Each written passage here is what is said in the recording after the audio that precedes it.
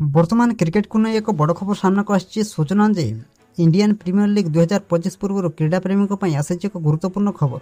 Mega निलाम रे सामिल हो पारती भारतीय दलर अधिनायक रोहित शर्मा। जदि रोहित को मुंबई इंडियंस दलर न रखे तेज पंजाब किंग्स भारतीय अधिनायक को जेकोसी मूल्य किणिपारे। तेज आग को अधिक अपडेट जाने पूर्व वीडियो को गोटे लाइक करूँ और चैनल को सब्सक्राइब कर पाखर घंटी बटन को दबाई दिंतु, जहाद्वारा प्रत्येक दिन क्रिकेट संबंधी लेटेस्ट अपडेट आपण सर्वप्रथम आम चैनल माध्यम पाइपर। सूचना अनुसार शिखर धवन अवसर नेबा पर पंजाब पाखरे अधिनायक ही नहीं, तेणु फ्रांचाइज रोहित शर्मा को दल में रखा चाहिए।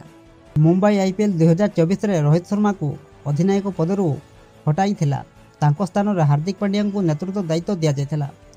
बद घनई और हार्दिक को अनेक समालोचनार शिकार होगा पड़ा।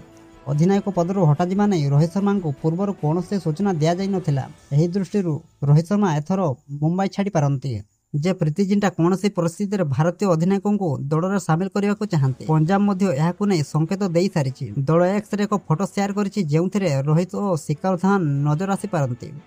रोहित और धवन को यही पुराना फोटो को नहीं प्रशंसक अनेक प्रतिक्रिया देते। अधिनायक भाव रोहित शर्मा को रेकर्ड दमदार रही।